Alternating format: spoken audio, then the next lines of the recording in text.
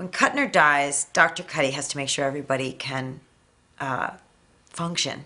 And that means if they need grief counseling, if they need to take some time off, whatever it is that they need, she runs this hospital. She has to take care of them in that way. So I think for a while, she is busy trying to make sure that the existing people are processing this experience in a way that will help them.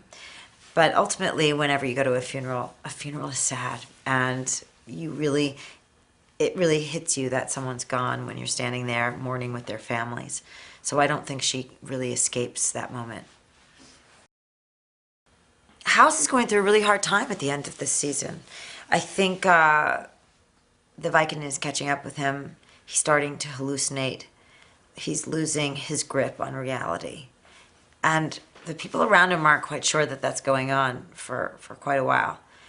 But when it becomes apparent, everyone steps in and steps up to the plate and helps him out. I really love the relationship between House and Cuddy. And especially this season, I think we've seen it develop even further. House will never change, because if House changes, then we don't have this show anymore. And I'd rather keep my job than have House change. So I would fight Cuddy tooth and nail as to whether or not House should change. But I think that who he is what Cuddy loves. And I'm not sure that it's necessary for him to change at all, for them to have this horrible relationship move a bit forward. It will never be a happy relationship, but happy is not what either of these people are anyway. There's a triangle between Wilson and Cuddy and House. And sometimes Wilson and Cuddy turn to each other to figure out what their part will be in their manipulation of House. But mostly House plays the two of them. He can play them really well. I love these last few episodes. 23 and 24 of this season are really exciting. Not just for Cuddy, but also for just the writing of the show. I just think they're brilliant episodes. It's really fun. It's really fun to work on a show that you feel that way about.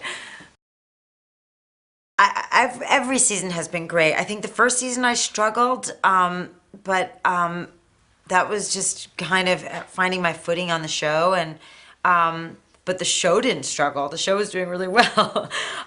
So every season has been great. When I look back, I just hate my hair in season 1. I hate it.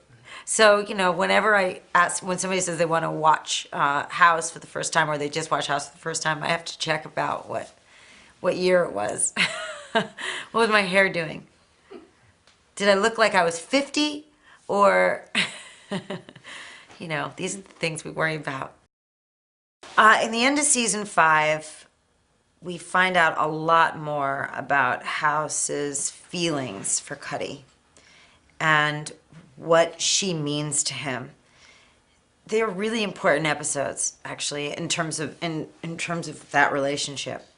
And I love that. I love that the depth to which he relies on her and needs her is very deep, much deeper than he reveals on a day-to-day basis. And his ability to hurt her is also, she's extremely vulnerable to him.